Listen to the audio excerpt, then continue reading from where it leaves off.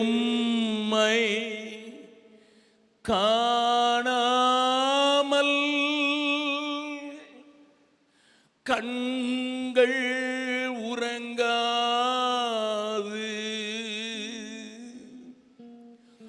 உந்தன் பேரை சொல்லாமல்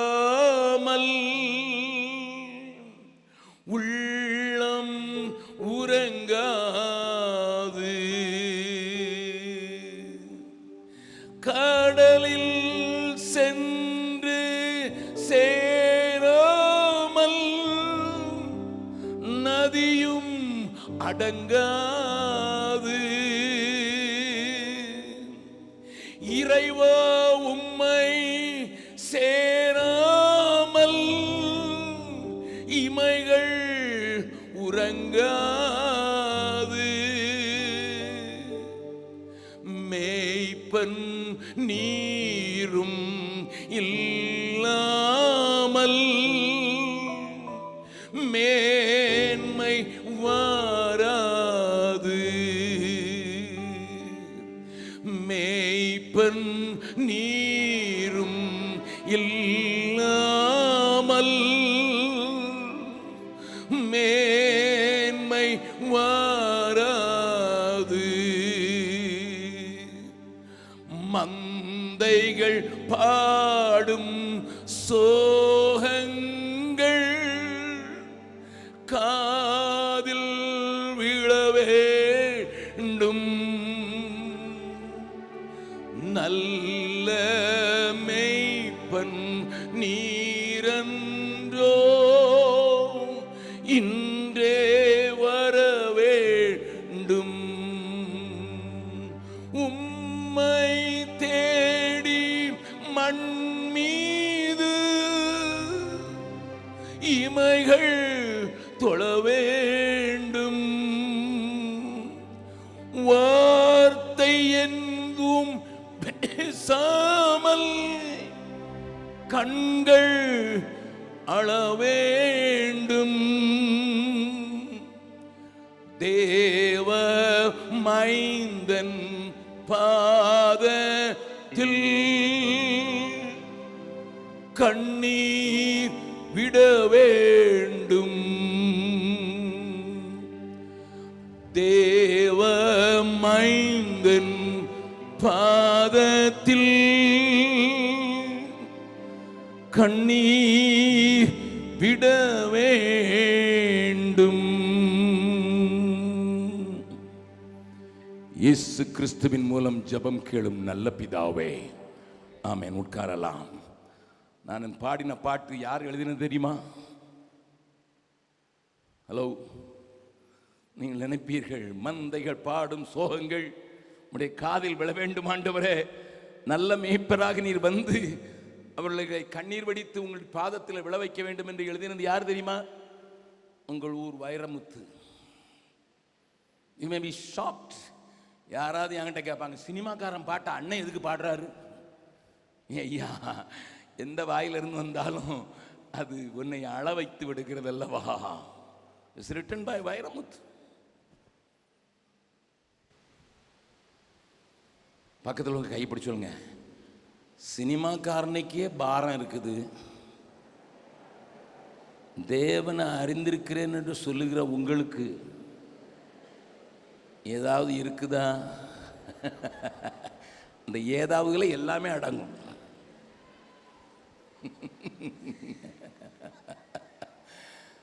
சரி, கடந்த 2 நாட்களாக நான் உங்களோடு கூட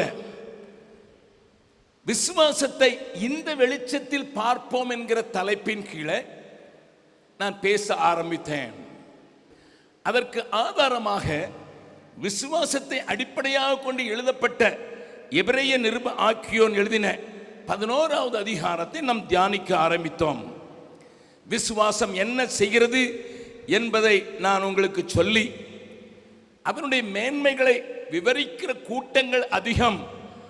ஆனால் அவைகளிலே காணப்படுகிற ஒரு உள்ளான ஆழமான காரியத்தை புரிந்து கொண்டவர்கள் மிகவும் சில பேர் என்கிறதுனால ஒரு வித்தியாசமான அணுகுமுறையில் இந்த அதிகாரத்தை நான் உங்களுக்கு போதிக்க ஆரம்பித்தேன். ஆகையினால் தான் சொல்கிறேன், கடந்த 2 நாட்கள் செய்தியை எப்படியாயிலும் கேட்டு விடுங்கள். அப்பொழுது இந்த நாளின் தொடர்ச்சி உங்களுக்கு நன்றாக விளங்கும். அந்த தொடர்ச்சிக்கு ஆதாரமாக நான் பேசின செய்தியினுடைய பாகத்தை உங்களுக்கு காண்பித்துக் கொடுக்கிறேன். எபிரேயர் 11வது அதிகாரம் 23வது வசனத்திலிருந்து 29வது வசனம் வரை அடங்கியிருக்கிற பகுதியை நான் உங்களுக்கு விளக்க ஆரம்பித்தேன். முதல் நாளிலே 23வது வசனத்தை மாத்திரம்தான் என்னால் விளக்க முடிந்தது.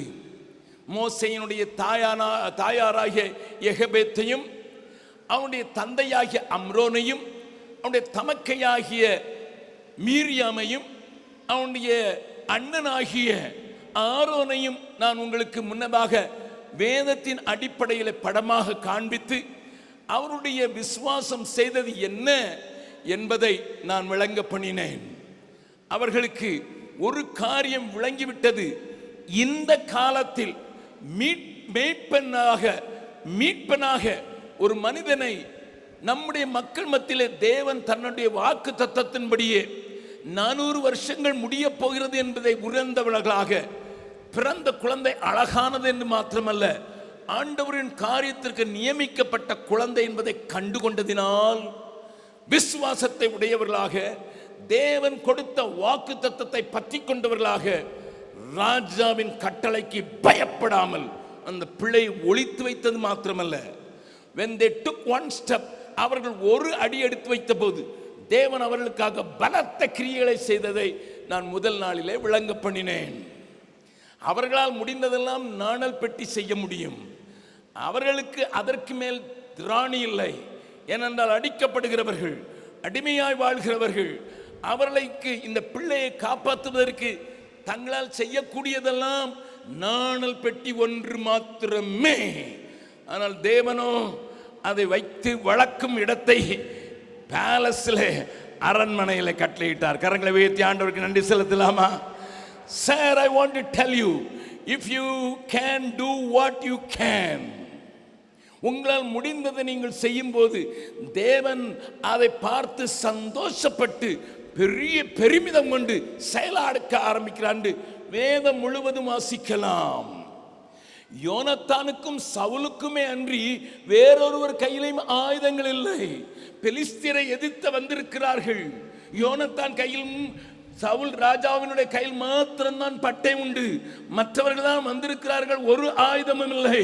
யோனத்தான் தன்னுடைய ஆயுததாரியை பார்த்து சொல்கிறான், வா, கொஞ்ச பேரை கொண்டாயிலும் அநேகம் பேரை கொண்டாயிலும் ரட்சிப்பதற்கு தேவனுக்கு தடை இல்லை. அவன் கொஞ்சம் பேர்னு சொன்னது தெரியுமா? நீங்க நினைச்சிருப்பீங்க ஒரு 30-40 பேர். இல்லை, 2 பேர் தான். 2 பேரே கொஞ்சம் அதை வச்சு செய்ய முடியும். அவர்கள் அந்த 1 சாமுவேல் 14வது அதிகாரத்தை வாசித்தால் அங்கே அவர்கள் செயல்படுகிற முறையை பார்த்தால் ஆச்சரியமாயிருக்கும். ஆனால் என்ன நடந்தது தெரியுமா? அங்கே யோனத்தானும் ஆயுததாரியும் ஒரு அடி முன்னாலே போய் காலடி எடுத்த போது என் ஆண்டவரும் சேர்ந்துக்கிட்டாரு. என்ன செஞ்சா தெரியுமா? அவர் பூமியை கையில உருண்டையா வைத்திருக்கிறார். ஏசாயா சொல்றாரு, பூமி உருண்டைய கையில. இவங்க அடி எடுத்து விசுவாசத்துல 2 பேரு, ஒருத்தங்க தான் ஆயுதம், அடுத்தவன் ஆயுதத்தை தூக்குற ஆளுதான். 2 பேரும் போய் பெரிய பெலிஸ்திய கூட்டத்தை எதிர்க்க போகும்போது ஆண்டவருக்கே பயங்கரமா அப்ளாஸ் சொல்லணும்னு வாசியா இருந்ததுனால பூமி உருண்டையை கொஞ்சம் மேலே போட்டு கை தட்டிட்டாரு. பூமியாக இருந்தது. பெரிய வெற்றி உண்டாயிற்று. பக்கத்தில் இருக்க கையை பிடிச்சி சொல்லுங்க, நீங்க ஒரு அடி எடுத்து வச்சா ஆண்டவர் உங்களை பாராட்டுறதுக்கு பூமியை கொஞ்ச நேரம் விட்டுட்டு கை தட்டிடுறாரு. That is my God. My God looks for people, those who act on faith. அவங்களுக்கு முடிஞ்சதெல்லாம் நாணல் பெட்டி தான். ஏன்னா அதான் ஃப்ரீயாக கிடைச்சது. நாணல் பெட்டி கிடைக்கிறது அவங்களுக்கு தெரியும். ஏன்னா வைக்கோல் அறுக்கிறது போகணும். அதனால நாணல் எங்கே இருக்குன்னு தெரியும், அறுக்க தெரியும். அதுக்கு கீழ் பூச தெரியும், பிசின் பூச தெரியும். ஆனால் தைரியமாக மீரியாம் 7 வயசு பிள்ளை தான் போய் ராணி இருக்கிற குளிக்கிற இடத்துலையே பெட்டியை வச்சுக்கிட்டு என்ன நடக்குதுன்னு பார்த்துக்கிட்டு நிற்கிறா. உயிரை பற்றி கவலை இல்லை, உயிரை பற்றி பயமும் இல்லை. விசுவாசம் அவளை பார்த்து சொல்லுகிறது. ஆண்டவரும் அதை பெரிதாக நடத்தினார். அதை குறித்து நான் முதல் நாளிலே பேசினேன். இரண்டாவது நாளிலே அந்த மோசே பெரியவனாகிறான். அதை குறித்து அதிக பிரசங்கங்கள் நீங்கள் கேட்டிருந்தாலும் பெரியவனானதற்கான அடையாளத்தை நேற்றைய தினத்தில் பேசினேன். 24வது வசனத்தை நேற்றைய தினத்தில் நாம் கொஞ்சம் அதிகமாக வாசித்தோம். பெரியவனான போது முதல்ல வர்றது ஐடென்டிட்டி கிரைசிஸ். நல்லா கவனிங்க. யாரோடு தன்னை அடையாளப்படுத்திக் கொள்ள வேண்டும் என்பதை மோசே அறிந்து கொண்டான்.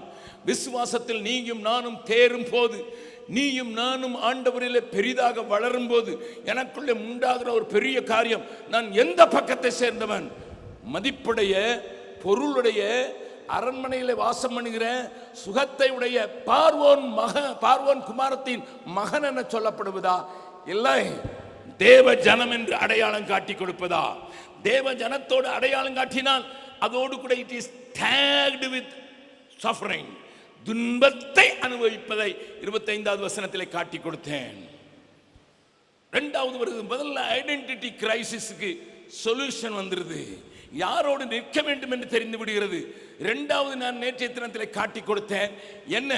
அந்த விசுவாசம் பலப்பட்டதினால ஷார்ட் டேர்ம் பிளஷர்ஸ் அல்ல, மாறாக எகிப்தில் உள்ள பொக்கிஷங்கள் அல்ல, மாறாக நிந்தையையும் அவர்கள் பெற்றுக்கொள்கிறார்கள் என்பதை இன்றைக்கு நான் பேச போகிறேன். ஆனால் நேற்றைய தினத்தில் 25வது வசனத்தை கொஞ்சம் ஆழமாகவே பேசினேன். அங்கு என்ன வந்திருக்கிறது? தேவனுடைய ஜனங்களோடு துன்பத்தை அனுபவிப்பதை தெரிந்து கொள்ளுதல். What do I choose? எதை தெரிந்து கொள்கிறேன் என்கிற ஒரு தெளிவு வந்து விடுகிறது. இந்த பக்கம் அடி, இந்த பக்கம் வேதனை, இந்த பக்கம் சவால்கள், அந்த பக்கம் சுகம், அந்த பக்கம் பெரிய மாடமாட கோபுரங்கள். எகிப்தின் அழகிகளுடைய டான்ஸ்ல மயங்கி இருக்கவில்லை. Moses was not carried away by the dances of the great Egyptian beauties.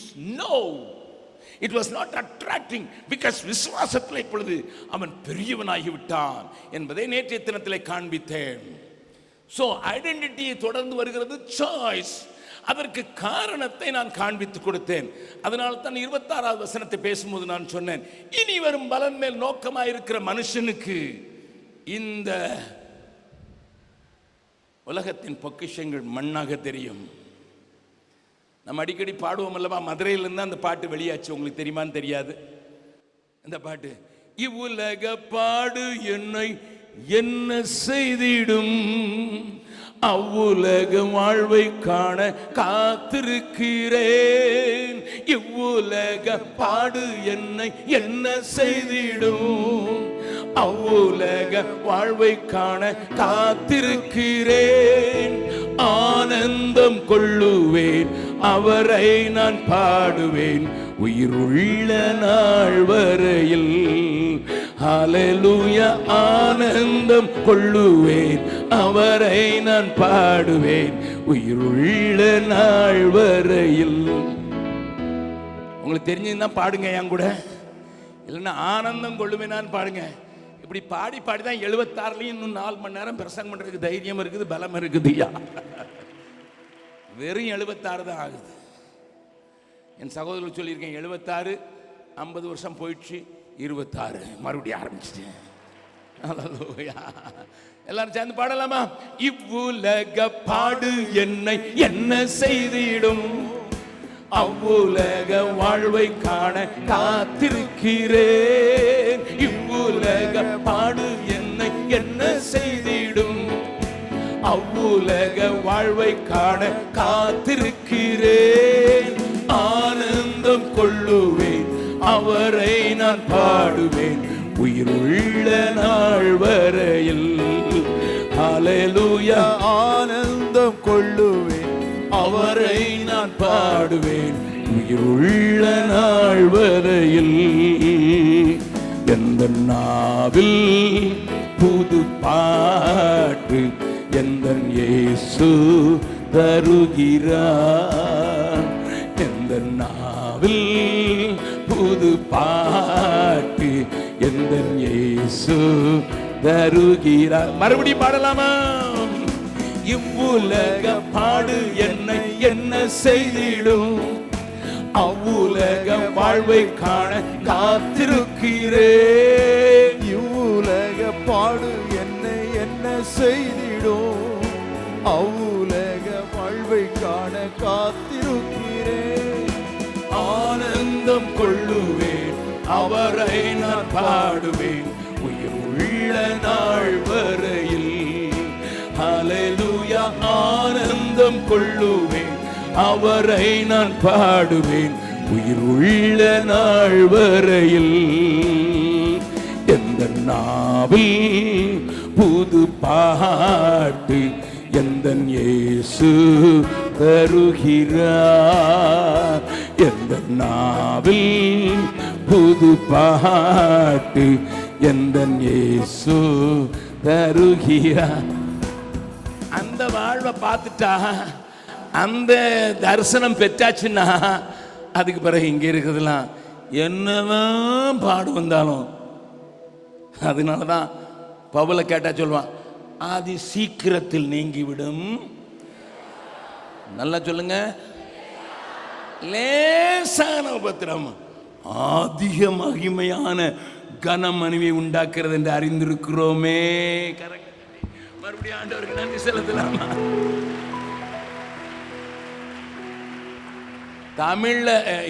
தமிழ்ல லேசான உபத்திரம் போட்டிருக்கு, இங்க ஹிந்தியில ஹல்காசா, அதாவது மேலே இருக்கிறதே தெரியாது, அந்த தூசி மேலே இருக்கிற தூசியே தெரியாத அளவுக்கு வெயிட்டே கிடையாது இல்லை.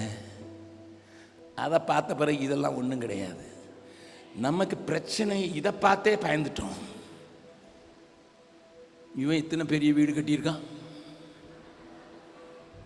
இவ்வளோ நல்லா வாங்கியிருக்கான், இந்த காரில்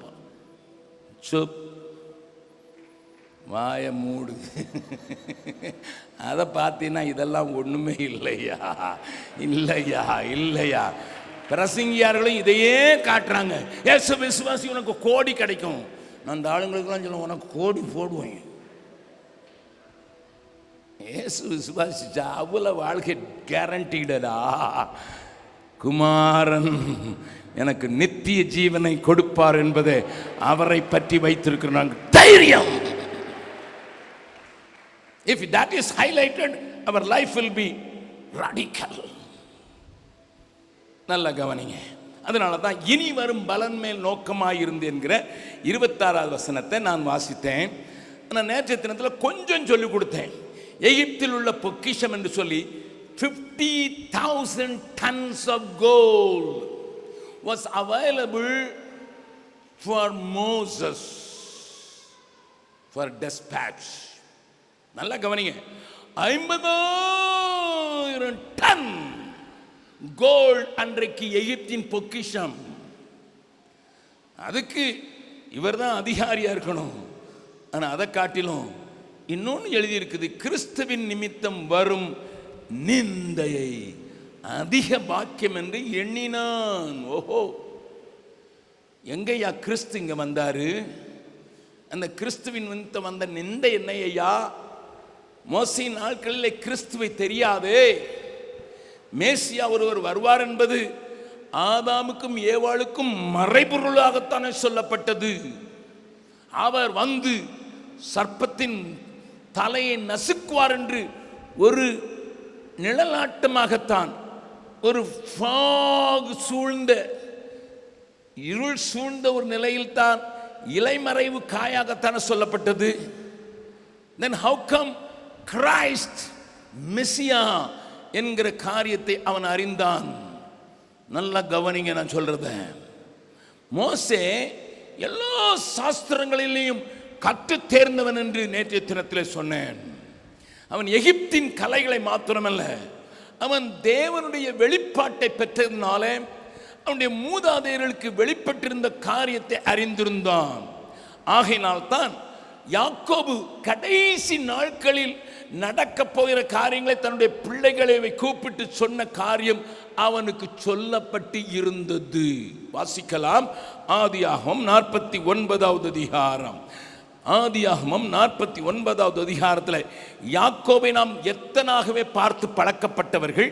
ஆனால் மாறாக என் சத்திய வேதமான தீர்க்கதரிசியாக அடையாளம் காட்டிக் கொடுக்கிறது. ஆதியாகமங்களின் புஸ்தகம் 49வது அதிகாரத்தில் அவன் முதலாவது சொல்கிற வார்த்தையை படித்துவிட்டு பின்னதாக காண்பித்து கொடுக்க போகிறேன். யாக்கோபு தன் குமாரரை அழைத்து, நீங்கள் கூடி வாருங்கள், கடைசி நாட்களில் உங்களுக்கு நேரிடும் காரியங்களை அறிவிப்பேன். தீர்க்க தரிசனமாக பேசுகிறான். ஒவ்வொரு பிள்ளையாக அழைத்து பேசும்போது 12 பிள்ளைகளுக்கும் அவன் என்ன சொன்னான் என்பது அங்கே பெரிய ஆராய்ச்சிக்குரியது. இஸ்ரவேல் நாட்டிலே இன்றைக்கும் இந்த தீர்க்க தரிசனத்தை அடிப்படையாக கொண்டுதான் அவர்கள் ஆராய்ச்சி செய்கிறார்கள் என்று நான் உங்களுக்கு சொல்லிக் கொடுக்க விரும்புகிறேன். They found oil according to this. இந்த வசனத்தின் அடிப்படையில் தான் அவர்கள் ஆயிலை இருக்கிற இடத்தை கண்டுபிடித்தார்கள் என்று நீங்கள் ஒருவேளை அறிந்திருக்கலாம். ஏனென்றால் அங்கு சொல்லப்படுகிற காரியங்கள் அப்படியாக இருக்கும். அவைகள் ஒவ்வொன்றாக நான் விவரிக்கிறதற்கு எனக்கு நேரமில்லை. மாறாக ஒரே ஒரு ஆளை மாத்திரம் காண்பித்து கொடுக்கிறேன். யூதா வரும்போது அங்கே 8வது வசனத்திலிருந்து, யூதாவே, யூதாவே, சகோதரரால் புகழப்படுபவன் நீயே, சகோதரரால் புகழப்படுபவன் நீயே, உன் கரம் உன் சத்துருக்களுடைய பிடரின் மேல் இருக்கும், உன் தகப்பனுடைய புத்திரர் உன் முன் பணி பணிவார்கள். யூதா பாலசிங்கம். அடுத்த வசனம் 10வது வசனம், சமாதான கர்த்தர் வருமளவும், சமாதான கர்த்தர் வரும் அளவும் செங்கோல் யூதாவை விட்டு நீங்குவதும் இல்லை. நியாயப்பிரமாணிக்கன் அவன் பாதங்களை விட்டு ஒளிவதும் இல்லை. போதும். This particular revelation to Jacob. எப்பவுமே யாக்கோபு எத்தனாவே பாத்திராதீங்க ஐயா. என் ஆண்டவர் தெரிந்து கொண்ட பாத்திரம் எத்தனாவே வாழல. அவனுக்கு ஆண்டவர் வருங்காலங்களை காட்டுகிறார். தன்னுடைய பிள்ளைகள் எப்படி இருக்க போகிறார்கள் என்பதை காண்பிக்கிறார். அவன் அங்கேதான் சமாதான கர்த்தர், மேசியா, விடுவிக்கிறவர், இரட்சகனை இந்த கோத்திரம் தான் எழுப்ப போகிறது என்கிற அறிவு மோசேக்கு உண்டாயிருந்தது. அல்லேலூயா. இப்ப நல்லா கவனிங்க. மோசே எந்த கோத்திரம்? நீங்க பைபிள் படிச்சவங்களா இருப்பீங்கல்ல, சொல்லுங்க. மோசே எந்த கோத்திரம்? லேவி கோத்திரம். ஓகே, இதுங்கள ஞாபகம் இருந்தா போதும். பட் மோசேயை இப்பொழுது எகிப்தில் இருந்து ஜனத்தை வரவழைப்பதற்கு ஆண்டவர் உபயோகப்படுத்துகிற வேளையில் இடையிலே ஒரு காரியம் நடக்கிறது. அவங்க அண்ணன் அவங்ககிட்ட தான் பொறுப்பு கொடுத்துட்டு போறான். ஏன்னா ஆண்டவர் அவனை தான் அசிஸ்டண்டாக கொடுத்துருந்தாரு. அந்த அண்ணனை குறித்து நான் முதல் நாளில் சொன்னேன். 83 வயசா இருக்கும் போதும் ஆரோனுக்கு கர்த்தருடைய சத்தம் தெளிவாய் கேட்கும். அடிமைத்தனத்தில் இருந்தாலும் கர்த்தருடைய சத்தத்தை ஆரோன் அறிவான். 43 வருஷம் ஆச்சு. 40 வருஷத்தை தாண்டிடுச்சு. இப்பவும் தன் தம்பி குறித்து தேவன் வைத்திருக்கிற தீர்மானத்தை புரிந்து கொள்வதற்கும் அறிந்து கொள்வதற்கும் செயல்படுவதற்கும் தன்னை ஒப்பு கொடுத்த Aaron. Is not an ordinary man, please understand. 40 வயசா இருக்கும்போது மோசேக்கு அவன் மீதியான் தேசத்துக்கு ஓடி போகிறான். இப்பொழுது 40 ஆண்டுகள் மீதியான் தேசத்தில் இருந்து திரும்ப தேவனால் அழைக்கப்பட்டு திரும்ப வருகிறான். திரும்ப வருகிறவனை எதிர்கொண்டு போவதற்கு ஆண்டவர் யாரிடத்தில் சொன்னார்? ஆரோன், உன் சகோதரன் வாரா, போய் கூட்டிட்டு வாடா, நீ தான் அவனுக்கு வாயை. கேட்குமா? பக்கத்தில் உங்க கையை பிடிச்சு கேளுங்க. 80 வயசுல காது கேட்குமா? வெளி காது கேட்கலாம், உள் காது கேட்டா சரிதான். 80 வயசானா, எனக்கு ஒரு கோபிரதர் இருக்கிறாரு, அவருக்கு காது சுத்தமாக கேட்க மாட்டேங்குது. அவங்க பிள்ளைங்களாம் சொல்கிறாங்க, ஒரு ஹியரிங் ஏடு போட்டுன்னு. அது எப்படி போடுறது? வெக்கமாக இருக்குது. தைரியமாக கோபிரதர்னு சொல்கிறேன், ஏன்னா அவர் காது கேட்காது.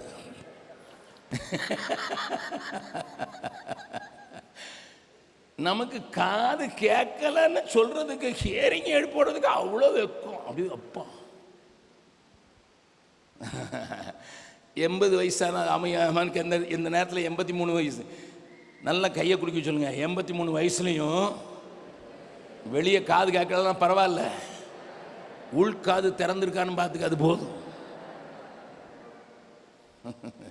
keep that soul sensitive. Keep your spirit sensitive to the voice of God. வயசை குறித்து கவலை இல்லையா? அப்படிப்பட்ட ஆரோன் தான். அதனால தான் அவன் தான் ஸ்போக்ஸ்மேன். பார்வோன்ட்ட போனா இவர் தான் கூட போவார். இவர் பேசுறது அவர் ஆம்பிளிஃபயர். இவர் சொல்றதெல்லாம் பிரித்து பிரித்து சொல்லுவார். சில பழைய அண்ணனுக்கெல்லாம் நல்லா தெரியும். ஒரு பிரசங்கியார் இருக்கிறாரு பண்டார வலையிலிருந்து.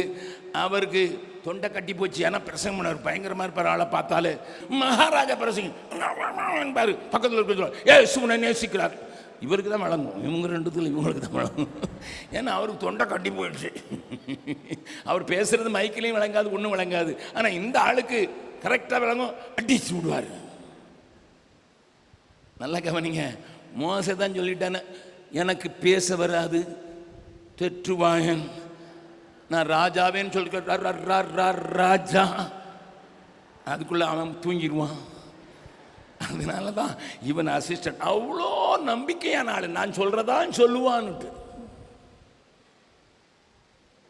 ஆண்டோடைய சத்தத்தை கேட்கறது மாத்திரம் இல்லை, மோசே சொல்றது தான் சொல்லுவான்னு தெரியும். நீங்க இந்த வீடியோவில் பார்க்கும்போது ஒரே நாளில் 250 பணித்தளங்களில் ஊழியத்தை ஆரம்பித்தோம். 250 பிளேசஸ் ஒரே நாளில் பீகாரில். முதல்ல ஒரு சர்வே எடுத்தோம். எந்த போஸ்டல் பின்கோடுலாம் ஊழியமே இல்லையோ அதை தெரிஞ்சு கொண்டோம், அதை ஆராய்ஞ்சோம். அப்போ சென்னையிலையும் பீகார்லையும் நான் சவால் விட்டு, ஐயா 2 வருஷம் ஆண்டவருக்கு ஊழியம் செய்கிறதுக்கு யாரெல்லாம் வர்றோன்னு கேட்டு, கொஞ்சம் பேர் சென்னையிலேருந்து வந்தாங்க, கொஞ்சம் பேர் பீகார்லேருந்து வந்தாங்க.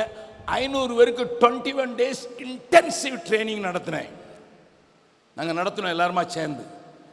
21 நாள் பயங்கரமாக போர்க்கள ட்ரைனிங் கொடுத்தோம். தரிசனத்தை கொடுத்து புது இடத்துல ஒரு ஆளும் போஸ்டல் பின்கோடு ஏரியாவில் இல்லாத இடத்துல 250. அப்படி வரும்போது தமிழ்நாட்டிலேருந்து ஒருத்தர் சொன்னார், அண்ணே நானும் வர்றேன்னு சொல்லிட்டார். ஆமாம், எனக்கு அவரை தெரியாது. சென்னை கூட்டத்தில் ஒப்பு கொடுத்தாரு. ட்ரெயின் ஏறி வந்துட்டார். நாங்கள் பதில் சொல்கிறதுக்குள்ளே வந்து சேர்ந்துட்டார். அவரை வச்சு ட்ரெயின் பண்ணி 2 பேராக ஏசு அனுப்புனார். அதனால் 2 பேராக புது இடத்துக்கு அனுப்பினோம். இப்போ இருந்தது ஒரு சின்ன தம்பி, வாலிப தம்பி, 21 வயசு, பீகார்காரன். அவனுக்கு தமிழ் ஒரு வார்த்தையும் தெரியாது. வந்தவருக்கு ஹிந்தி ஒரு வார்த்தையும் தெரியாது. நாங்கள் 2 பேரையும் தான் ட்ரெயின் பண்ணோம். இதில் இவருக்கு வேற கம்பெனியில் வேலை செஞ்சு கை போயிடுச்சு, வெட்டி. அதனால் கையும் இல்லை. இவருக்கு வேஷ்டி கட்டி, வேஷ்டி வேற கட்டுவார். வேஷ்டி கட்டி விடுறதுக்கு ஒரு ஆள் வேணும், சமைச்சா ஊட்டி விடுறதுக்கு ஆள் வேணும். ஏன்னா அடுத்த கை பலவீனப்பட்டிருந்ததுனால இதுவும் சரியாக வேலை செய்யாது. ஒரு கை வெட்டியாச்சு, இன்னொரு கை, இந்த கை சரியாக வேலை செய்யாது. இருந்தது இந்த 21 வயசு பீகார் வாலிபனும் இந்த கை ஒரு கையுடைய அவர் தான் இருந்தார். நான் கேட்டேன், பிரதர் ட்ரைனிங் முடிஞ்சிடுச்சு, உங்களை ஃபீல்டில் அனுப்புனா ஒன்றும் நடக்க போகிறதில்ல. அவர் சொன்னார், என்னென்ன நடக்காதுங்கிறீங்க? நீங்கள் தான் 21 நாள் எங்களுக்கு முருகே தூட்டியிருக்கீங்க. நீ போனால் இயேசு கூட வருவார்னு சொல்லியிருக்கீங்க. அவர்களை கொண்டு ஆண்டவர் பெரிய காரியங்களை சொன்னாலும் இவ்வளோ நாள் 21 நாள் எங்களை நல்லா எப்படி வெறியேற்றி வச்சுருக்கீங்க, என்னை அனுப்ப மாட்டேங்கிறீங்கன்னு அழ ஆரம்பிச்சிட்டார். சரி, நான் அந்த தம்பியை கூப்பிட்டேன். தம்பி, இவருக்கு நீ தான் சாப்பாடு பண்ணி கொடுக்கணும், இவருக்கு நீ தான் வேஷ்டி கட்டி விடணும், இவருக்கு நீ தான் சோறு ஊட்டி விடணும். இவருக்கு எல்லாருக்கும் ஒரு சைக்கிள் வேறு கொடுத்தோம். இவருக்கு சைக்கிள் கொடுக்க மாட்டோம், நீ தான் சைக்கிளை பின்னால் வச்சு கொண்டு போகணும். புது இடத்துக்கு போகிறீங்களா? சம்பாரன் ஜில்லான்னு ஒரு இடத்துல அவங்கள அனுப்பிச்சிட்டோம். சந்தோஷமாக போயிட்டார். அங்கே அவங்களுக்கு கொஞ்சம் சாப்பிட்றதுக்கு மட்டும் நாங்கள் உதவி செய்தோம். அதுக்கு ஆயத்தமாக தான் வந்திருந்தாங்க. 3 மாதம் கழிச்சோன்னா எப்படி நடக்குதுன்னு பார்த்து அவ்வளோ பேரையும் கூப்பிட்டு எல்லாரும் வந்து ஆண்டவர் இப்படி சொல்லியிருக்கோம், இப்படி சொல்லியிருக்காங்க. எனக்கு ரொம்ப ஆசை, இந்த பையன் என்ன செஞ்சான்னுட்டு. நான் அவனை கூப்பிட்டேன், டே ஊழியம் ஜே நடக்குதுங்க. எனக்கு விளங்கலை. உனக்கு தமிழ் தெரியாது, அவருக்கு ஹிந்தி தெரியாது, எப்படிடா ஊழியம் செஞ்சீங்க? கதை அடிக்காதுன்னு சொன்னேன். நான் கொஞ்சம் கடமுடன் பேசுகிற ஆள் தானே. அவன் சொன்னான், ஏன் அங்கிள் நடக்காது? அங்கிளுக்கு வேஷ்டிலாம் கட்டி விட்டு சாப்பாடெல்லாம் கொடுத்து சைக்கிளில் பின்னால் வச்சு நாங்கள் ஒரு வில்லேஜுக்கு போவோம். போன உடனே அவர் இந்த சென்னை ட்ரெஸ்ஸு வேஷ்டி கட்டுற ட்ரெஸ்ஸில் இருக்கிறதுனால அவங்கெல்லாம் கேட்பாங்க யார் வந்திருக்கான்னு. மதராசி பாபா வந்திருக்கிறார்.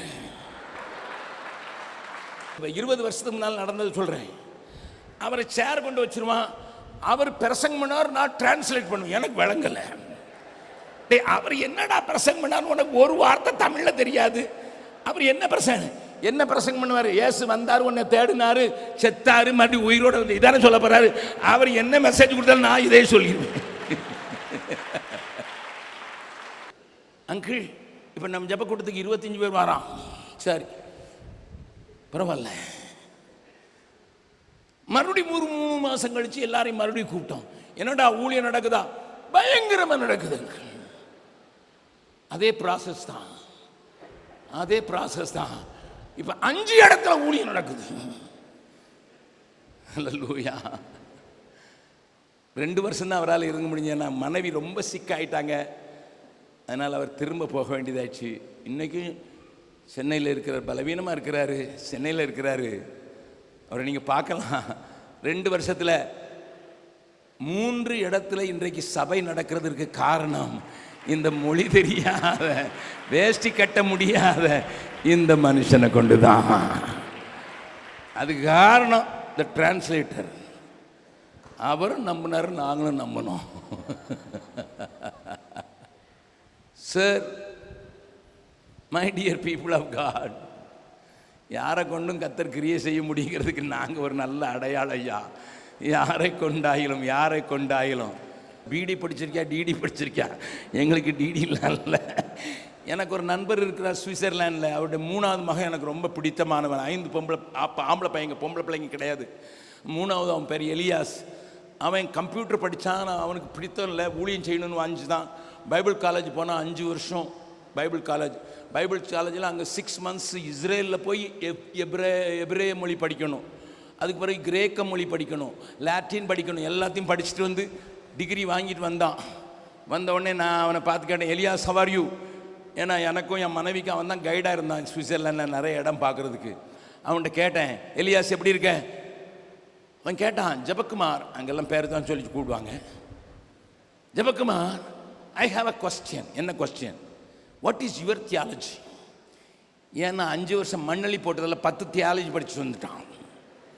கேல்வின்ஸ் தியரி, அவன் தியரி, இவன் தியரி, எல்லாத்தையும் படிச்சுட்டு வந்ததுனால அவன் என்னை சோதிச்சு பார்க்குறான், தட்டி பார்க்குறான். What is your theology? நான் சொன்னேன், 2 லைன் தான் என் தியாலஜின்னு. என்ன உன் தியாலஜி? நான் குருடனாக இருந்தேன், இப்போ பார்க்குறேன், இதுதான் எனக்கு தியாலஜிப்பா. I was blind once, now I see. ஏன்னா என்னையும் பார்த்துக்கிட்டேன் கண்ணு திறந்ததுனால, அவரையும் பார்த்துக்கிட்டேன், உன்னையும் பார்த்துக்கிட்டேன், உலகத்தையும் பார்த்துக்கிட்டேன், எல்லாமே விளங்கிட்டு அதை மட்டும் புரிஞ்சிருந்தனால ஆண்டவருக்கு ஊழியம் செய்கிறேன். அவன் சொன்னான், 5 வருஷம் வீணாலாம் மண்ணள்ளி போட்டிருக்கேன். Is a pastor in the reformed search today. நல்லா கவனிங்க. சிலருக்கு நாங்கள் தியாலஜி படித்த பிறகு தான் ஊழியம் செய்யணும். நீ படிக்கவே மாட்டேன். அதுக்கு பேர் தியாலஜி, அதாவது தேவனை அறிகிறது. உன் பட்டாணி மூளையை வச்சுட்டு தேவனை அறிய முடியுமா? ஹலோ, உனக்கு அறிந்திருக்கிறது, நீ அறிந்திருக்கிறது, குட்டி பிள்ளைங்க கூட சிரிக்குதுங்க. அறிந்திருக்கிறது, ஆண்டவர், நான் குருடனாக இருந்தேன், இப்பொழுது பார்க்கிறேன். இது தெரிஞ்சாலே போதும், நீ சுவிசேஷம் சொல்லலாம், நீ சபையை ஸ்தாபிக்க முடியும். ஆகையினால தான் ஆரோனோ மோசே புழுசு நம்பிட்டான். இவன் ஆண்டோடைய சத்தத்தை கேட்குறவன், நான் சொல்றதுக்கு சரியாக தான் டிரான்ஸ்லேட் பண்ணியிருப்பான்னு நினச்சிக்கிட்டான். எங்கால மாதிரி எல்லாம் காங்கிரிகேஷனையும் கொடுத்துட்டு போயிட்டார், மேலே போயிட்டார். ஆளை காணும். 40 வருஷம், 40 நாளா. கீழே எல்லாரும் ஒரு ப்ரெஷர் கொடுத்தாங்க. யாரோ என்ன ஆச்சு உன் தம்பிக்கு? என்னாச்சு? கூப்பிட்டு வந்தார், பெருசா எங்கேயோ கூப்பிட்டு போறேன்ட்டு, பாலும் தேனும் ஓடுற தேசத்துக்கு கூப்பிட்டு போறேன்னு வந்தாரு. ஆளை காணும். அங்க பார்க்கவும் முடியல, புகமூட்டமா இருக்குது. மலையில ஏறினதை பார்த்தோம், ஆனா நிக்கிறது கூட தெரியல. அது திடீர்னு சத்தம் போடுது, இடி முழக்கம் வர்ற மாதிரி இருக்கு. பக்கத்துல வேற வரக்கூடாதுன்னு சொல்லிட்டாரு. வந்தா கல்லெறிஞ்சு கொல்லுன்னு வேற சொல்லிட்டு போயிட்டாரு. என்ன நடந்தது? we need somebody to lead us. ஏன் இந்த ஆரோன் மேலே இவங்களுக்கு நம்பிக்கையே இல்லை. ஹலோ, ஆரோனை தான் லீடரை அப்பாயின்ட் பண்ணிட்டு போனாரு. அவங்களுக்கு தெரிஞ்சிச்சு இவன் அழைக்கப்பட்டவன் இல்லை, இவன் அமர்த்தப்பட்டவன். பக்கத்தில் கைப்பிடிச்சுங்க, உங்கள் லீடர் அழைக்கப்பட்டவரா அல்லது அமர்த்தப்பட்டவரா? அமர்த்தப்பட்டவர் பொசிஷனை வச்சே விளையாடுவார், அழைக்கப்பட்டவன் 90 வச்சு விளையாடுவான். அமர்த்தப்பட்டவனுக்கு முன்னாலையும் பின்னாலையும் டிகிரி போட்டு ஆகணும், இல்லைன்னா ஒருத்தரும் கேட்க மாட்டான். அதோட கூட பிராக்கெட்டில் வல்லமை பொருந்திய தீர்க்கதரிசின்னு போடணும். அது போடலைன்னா அவருக்கு கூட்டம் வராது. ஹலோ, அமர்த்தப்பட்டவனுக்கு அதெல்லாம் போடணும், என்னெல்லாம் மேலே போடணும், கீழே போடணும், எல்லாம் போடணும், எங்கெல்லாம் போடணுமோ போட்டுடணும். ஆனால் அழைக்கப்பட்டவன் அல்ல, அபிஷேகப்பட்டவனுக்கு ஒரு டைட்டிலும் தேவையில்லை, அவனுடைய வாயில் அதிகாரம் இருக்கும். அதனால ஆரோன் பார்த்தாரு, இவன்களை சரி பண்ணா ஒன்னே ஒன்று, எல்லாம் கையில் கிடக்கிறது காலில் கிடக்கிறது கலட்டுட்டான். கலட்டினாரு, ஒரு நேர்த்தியான கண்ணுக்குட்டி செஞ்சு வச்சுட்டாரு, மாட்டுக்குட்டி. நல்லா கவனிங்க, மாட்டை உண்டாக்கி வச்சுட்டாரு. அதுக்கு வேற, அதுக்கு ஆவிக்குரிய பெயிண்ட் போடுறதுக்கு என்ன வச்சா தெரியுமா? கர்த்தருக்கு பண்டிகை. பக்கத்தில் கையை பிடிச்சி சொல்லுங்க, நல்ல எக்ஸ்பீரியன்ஸ் ஆளு தான், கர்த்தருடைய சத்தம்லாம் கேட்டவர் தான், மோசேயினுடைய நம்பிக்கைக்கு பாத்திரம் தான். ஆனால் மறைக்கிறதுக்கு சொல்லுங்க, மறைக்கிறதுக்கு போர்டு மட்டும் போடுவான், கர்த்தருக்கு பண்டிகை, உள்ள மாட்டுக்குட்டி டான்ஸ்.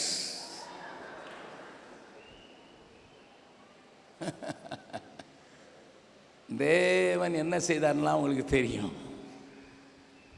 அப்போ ஆண்டவருக்கு பயங்கர கோபம் வந்துட்டு என்ன சொன்னான்னு வாசிக்கலாமா?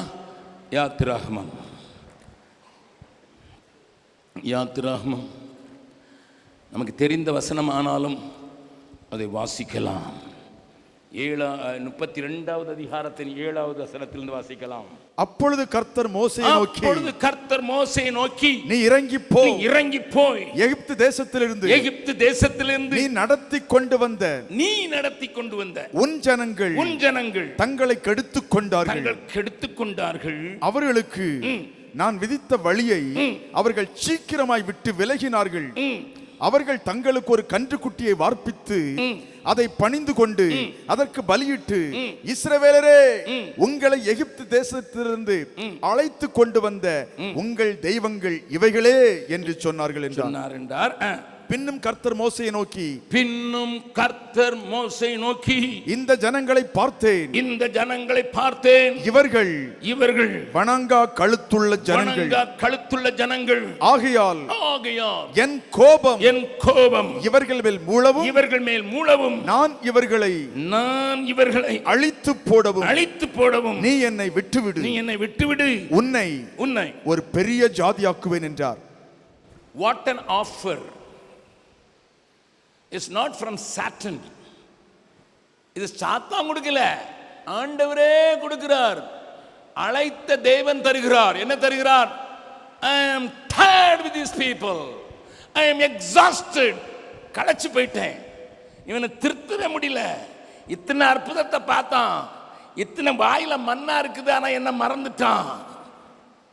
கண்மலையிலிருந்து தண்ணீரை வரவழைச்சேன், புரியல. மாறாவின் தண்ணீரை மதுரமாக்கினேன், விளங்கல. சாப்பாடு கொடுக்கிறேன், கொடை பிடிச்சிட்டு போறேன், இவனுக்கு கொடை பிடிச்சிட்டு போறேன். ராத்திரிக்கு குளிருக்கு நான் ஹீட்டர் வச்சிருக்கேன், அவனுக்கு புரியல. I have provided everything in the desert.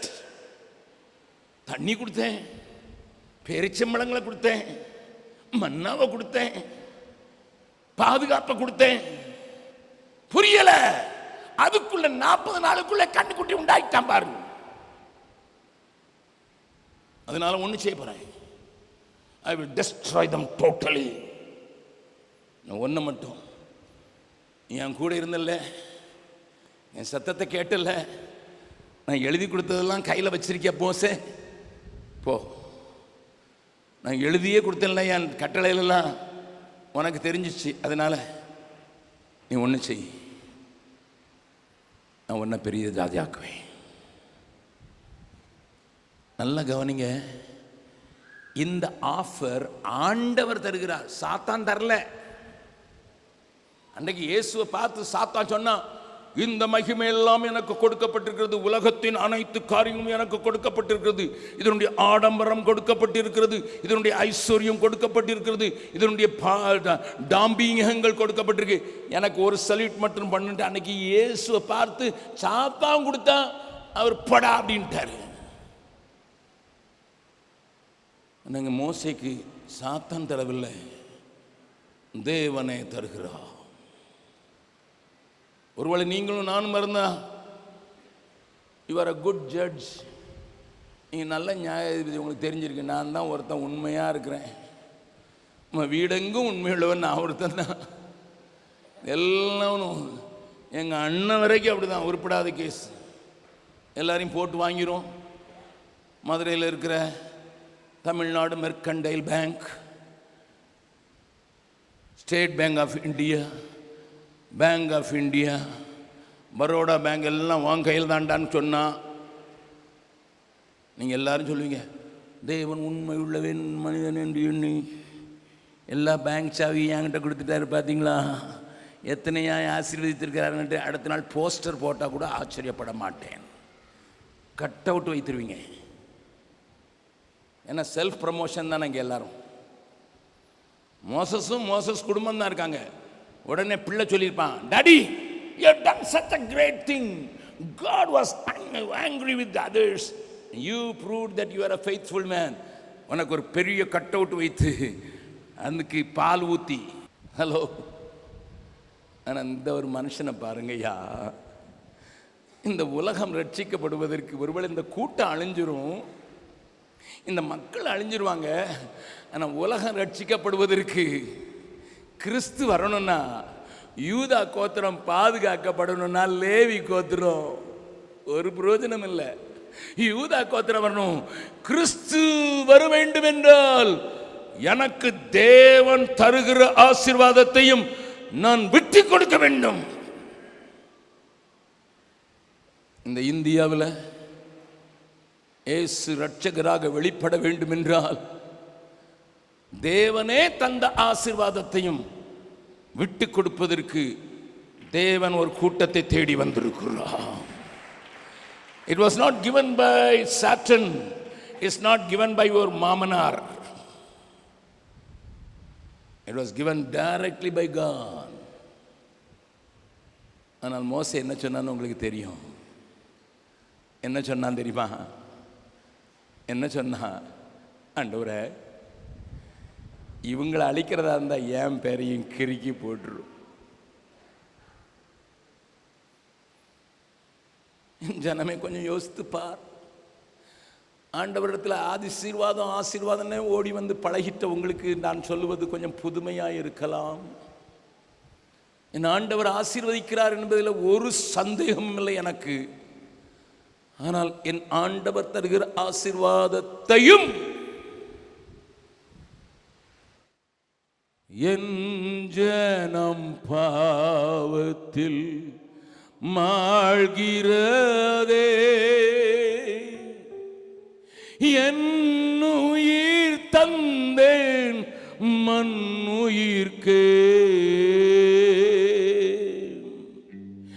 என் ஜனம் பாவத்தில் மாழ்கிறதே, என் உயிர் தந்தேன் மண்ணுயிர்க்கே, எத்தனை நன்மைகளோ உனக்காக நான் செய்தேனல்லோ, என்றே ஊரை தென்னை ஏங்கி அழைத்தி எப்படி நான் மறப்பேன், என்றே ஊரை தென்னை ஏங்கி அழைத்தி எப்படி நான் மறப்பேன்.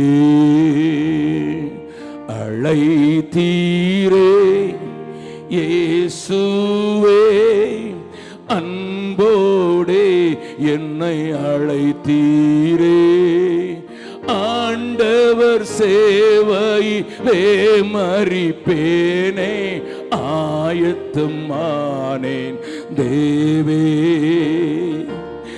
ஆண்டவர் சேவையிலே மரிப்பேனே ஆயத்தமானேன் தேவே, அழைத்தீரேன் இயேசுவே அன்போடே என்னை அழைத்தீரே, ஆண்டவர் சேவையிலே மரிப்பேனே ஆயத்தமானேன் தேவே,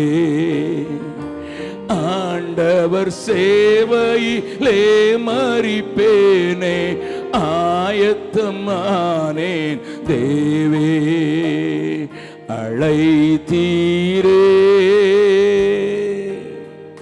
இந்த கவியை பாடுமுன்னதாக ஒரு சின்ன சம்பவத்தை சொன்னா நல்லா இருக்கும்னு நினைக்கிறேன். நேபாளத்திலும் நாங்கள் ஊழியம் செய்கிறோம்னு அவங்களுக்கு சொன்னேன். அங்கே 75 மாவட்டங்கள் இருக்கிறது, ப்ராவின்ஸ் சொல்லுவாங்க. அதில் 7 மாவட்டங்களில் நாங்கள் தெரிந்து கொண்டு ஊழியம் செய்கிறோம்.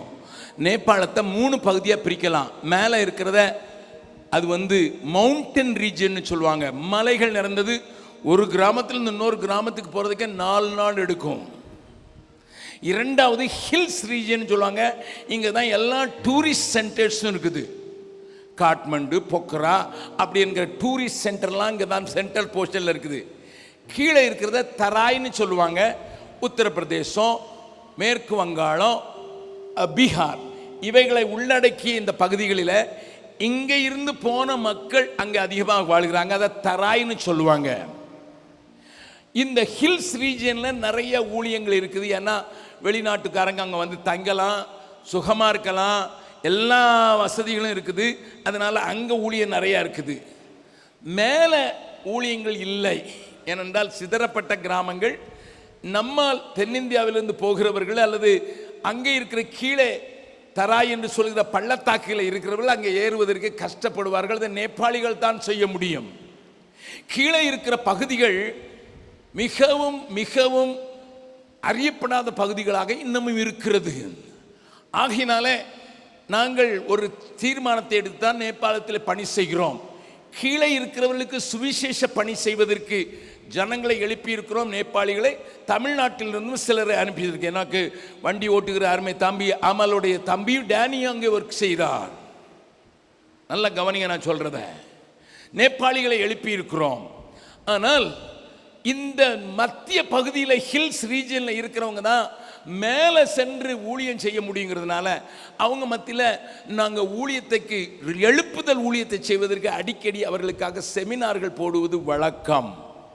அப்படி ஒரு செமினார் போடுவதற்கு நாங்கள் முனைந்த போது ஹிட்டோடான்னு ஒரு இடம் இருக்குது. அதான் சென்டரில் இருக்கும். இந்த தராய்க்கும் இந்த ஹில்ஸ் ரீஜனுக்கும் தராய் உங்கள் கொடைக்கானல் மலை மேலே ஏறும்போது ஊத்துங்கிற வல்ல கொஞ்சம் மாறிடுதில்ல, அதே மாதிரி அங்கே நான் ஊழியத்திற்கு போக வேண்டும், செமினாரில் பேச வேண்டும். நானும் என் மனைவியும் பீகார்லேருந்து கல்கத்தாவுக்கு ட்ரெயினில் போனோம்.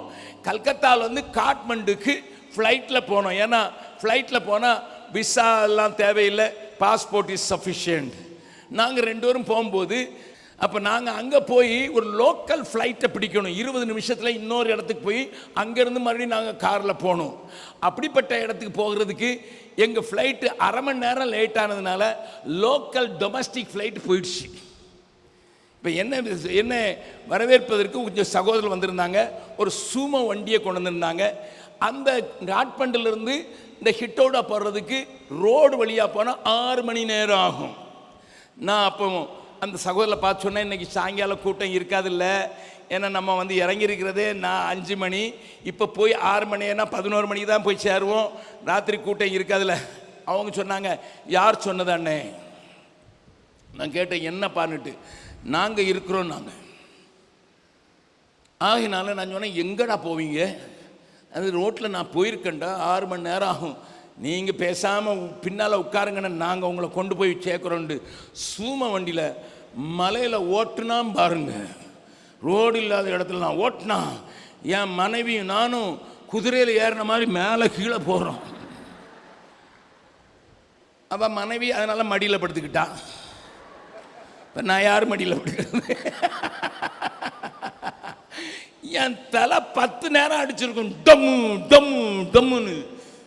தம்பி சொல்கிறேன், மெல்ல போங்கடான்னா. மெல்ல போனால் கூட்டம் எப்படி நடத்துறது? இவன் போடலை, என் உடம்பெல்லாம் நரம்பெல்லாம் எலும்பெல்லாம் வலிக்குது. மேலே தலையில் வேற அடி. போய் நேராக கொண்டு மயக்க கொடுத்துட்டாங்க கையில். 2 மணி நேரம் பேசினேன். 7:30 மணிலேருந்து 9:30 மணி வரைக்கும் பேசினேன். 9 மணிக்கு பிறகு அங்கே அமித்ன்னு ஒரு தம்பி இருக்கிறான். அவர் ஒரு கான்ட்ராக்டர், பீகாரை சேர்ந்தவர், நேபாளியை கல்யாணம் கட்டியிருக்காரு. அவர் ஒரு பெரிய வீடு. நான் போகும்போதே சொன்னேன், அமித் உடம்பெல்லாம் புண்ணாக வலிக்குதுப்பா, அவன் சாப்பிடுங்க. நான் சாப்பிடலாம் மாட்டேன்ப்பா. ஒன்று செய், எனக்கு மசாஜ் பண்ணி விடுற மாதிரி யாரையாவது பிடிச்சு கொண்டு வா. அவன் சொன்னான், அது என்ன ஏசான காரியம் தானே. அவன் கொஞ்சம் தம்முள்ள ஆள், இந்த ஊரில் எல்லாருக்கும் தெரியும். போனால் 10 நிமிஷத்தில் ஒருத்தனை கடுகெண்ணையை நல்லா சுட வச்சு கொண்டு வந்துட்டான். நான் வந்து நிற்கிறான். நான் அவன் கேட்டேன், உன் பேர் என்னடான்னுட்டு. டாக்கூர். நான் சொன்னேன், டாக்கூர் நீ எனக்கு மசாஜ் பண்ண போகிற, நீ எந்த ஊருடான்னு கேட்டேன். பீகாரில் மோத்திஹாரியிலேருந்து வந்திருக்கேன் அப்படின்னு சொன்னான். ஓகே, மோத்திஹாரிலேருந்து நீ வந்திருக்கல்ல, நீ எத்தனை வருஷமாக அங்கே இருக்கேன்னு கேட்டேன். 13 வருஷமாக இருக்கிறேன்னு கேட்டான். சரி, 13 வருஷமாக அங்கே இருக்காயா? ஆமாம், அங்கே பார்பர் ஷாப் வச்சுருக்கேன், மசாஜ் பண்ணி விட்றேன். அப்போ நான் கேட்டேன், நீ தொடம்புனால ஒன்று எனக்கு ஆன்சர் பண்ணணும்னு கேட்டேன். உனக்கு இயேசுவை யாருன்னு தெரியுமா? அந்த ஊரில் ஹிட்டோடால 17 சர்ச் இருக்குது. Love 17 churches in that small town. Population 50,000 தான். 50,000 எல்லாரும் சேர்த்து 17 சர்ச் இருக்குது. கிறிஸ்டியன் ஸ்கூல் இருக்குது. அதுக்கு பக்கத்தில் தான் நான் தங்கியிருக்கேன். தாக்கூரை கேட்குறேன், டேய் ஏசு கிறிஸ்துவ தெரியுமா? அவன் சொல்கிறான், இந்த ஊரில் எல்லாருக்கும் நான் முடி வெட்டியிருக்கேனே, அந்த ஆளுங்க வரவே இல்லையே. சிரிக்கிறீங்க. 17 சர்ச் இருக்குது. எல்லாரும் இவங்கிட்ட தான் முடி வெட்டியிருக்காங்க. எல்லாரையும் தெரியுது. ஏசு கிறிஸ்து யாருன்னு கேட்டால் முடி வெட்டுறதுக்கு வரலங்கிறான். நான் அழுதேங்க. ஆண்டவரே, இந்த சபைகள் என்ன செய்தையா? இங்கே ஒரு மனுஷன் இருக்கிற, அவனுக்கு தெரியல, யாருமே சொல்லலையா? அவனை கூட வச்சு அவனுக்கு இயேசு பற்றி சொல்லி அவனை பாவ மன்னிப்பு பெறதுக்கு வச்சு அவன் தலையில் கையை வச்சு ஜெபம் பண்ணி இயேசு ஏற்றுக்கொண்ட போது அவர்கிட்ட இருந்த ஒரு ஹிந்தி நியூ டெஸ்ட்மென்ட்டை வாங்கி, இதை படிடா, இது பாதைக்கு தீபம் என்று சொல்லி கொடுத்த போது, என்னை என் ஆண்டவருக்கு அடையாளம் கட்டி கொடுத்தவங்களுக்கு நன்றின்னு சொன்ன போது என் கண்களில் தாரையாக ஒடிச்சுது. அதுக்கு பிறகு தான் என்னை மசாஜ் பண்ண விட்டேன். என்னை கேட்கிற அருமையான தேவ பிள்ளையே, என் ஜனம் பாவத்தில் மாழ்கிறதே, என் உயிர் தந்தேன் மண்ணுயிர்க்கே, எத்தனை நன்மைகளோ உனக்காக நான் செய்தேன் அல்லவோ என்று அழைக்கிற சத்தம் உன் காதுகளில் கேட்கவில்லையோ? I am not making you emotional, but this is a real picture of many of the North Indian towns and cities and most places in Nepal too. 17 சர்ச்சில் என்னையா செஞ்சாங்க தெரியாது. எத்தனை வருஷமா இருக்கான்? 13 வருஷமா இருக்கான். 13 years a fellow is living, cutting everybody's hair. Nobody addresses, nobody introduces Jesus. ஆண்டவர் அந்த ஏக்க துணியோடு தான், அந்த ஏக்க துணியை புரிந்து கொண்ட சாராள ஒருஜியுடைய பாட்டை தான் மறுபடியும் பாட போகிறேன். தெரிந்தவர்கள் அந்த வார்த்தைகளை புரிந்து கொண்டு என்னோடு கூட பாடுவீர்களா? என் ஜனம் பாவத்தில் மாழ்கிறதே, என் உயிர் தந்தேன் மண்ணுயிர்க்கே, என் ஜனம் பாவத்தில் மாழ்கிறதே, என்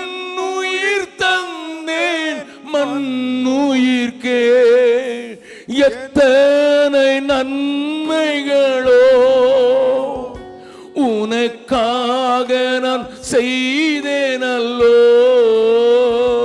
என்றே ஊரை தென்னை ஏங்கி அழைத்தீர் எப்படி நான் மறப்பே அழைத்தீரே இயேசுவே அன்போடே என்னை அழைத்தீரே ஆண்டவர் சேவையிலே மரிப்பேனே ஆயத்தமானேன் தேவே ஆண்டவர் சேவையிலே மரிப்பேனே ஆயத்தமானேன் தேவே அழைத்தீரே. மோசே எண்ணி பார்க்கிறான், நான் ஆண்டவருடைய இந்த ஆஃபரை வாங்கினா கிறிஸ்து வெளிப்பட முடியாது, உலகத்துக்கு ரட்சிப்பு வராது. I reject the offer from God because it cannot bring Christ in this world. இந்த உலகத்தில் இயேசு வரணும்னா இயேசுவிடத்திலிருந்து ஆசீர்வாதம் பெற்ற ஜனங்களும் அதை தள்ளிட்டு இயேசு வர்றதுக்கு எனக்கு என்ன முடியும்னு சொல்லணும். ஜோசப் பாலச்சந்திரன் கேட்டு பாருங்க. நான் ஃபாதர் ஜோசப் பாலச்சந்திரன் எங்கள் டீமோட சேர்ந்து பெத்தியாவுக்கு போனோம். பெத்தியாங்கிற இடத்துல ஒரு ரோமன் கத்தோலிக்க பெரிய வளாகம் இருக்கிறது வட பீகாரில். அங்கே போகும்போது அங்கே உள்ள காரியத்தை எங்களுக்கு சொன்னாங்க. என்ன சொன்னாங்கன்னா, அங்கே ஒரு அரசன் இருந்தான் பெத்தியாவில். அவனுடைய மனைவி மிகவும் வியாதிப்பட்ட போது அநேக மருத்துவர்கள் வந்து அவனுக்கு ஒன்றும் செய்ய முடியாமல் போனதினாலே, மருத்துவர்கள் மாத்திரமல்ல மாந்திரிகள் வந்து ஒன்றும் செய்ய முடியாமல் ராணி மிகவும் வியாதிப்பட்ட போது பாட்னாவிலே ஒரு ரோமன் கத்தோலிக்க பிரிஸ்ட் ஆண்டவருடைய வார்த்தையை சொல்கிறார் என்று அவருக்கு சொல்லப்பட்ட போது அவரை வரவழைத்தார். வந்த அவர் அந்த மகளுக்கு முன்னதாக முழங்கால் படியிட்டு வேண்டிக் கொண்டதினால அந்த மகள் சுகமானாள். 400 years back, 400 வருஷத்துக்கு முன்னால. அதை கண்ட மன்னனுக்கு பயங்கர சந்தோஷம். உங்களுக்கு 600 ஏக்கர் நிலம் தருகிறேன் என்று he gave 600 acres. அந்த பகுதியில் அவங்க விவசாயம் செய்கிறாங்க, ஆஸ்பத்திரி நடத்துகிறாங்க, ஸ்கூல் நடத்துகிறாங்க, சர்ச் கட்டியிருக்காங்க. நீங்கள் இன்றைக்கும் போய் பார்க்கலாம். அந்த சர்ச்சில் ஃபாதர் பெர்க்மேன்ஸ் ஊரை சேர்ந்த சிவகங்கை மாவட்டத்தை சேர்ந்த அந்த காளையார் கோயிலிருந்து ஒரு சிஸ்டர் நன்னாக இருந்தாங்க.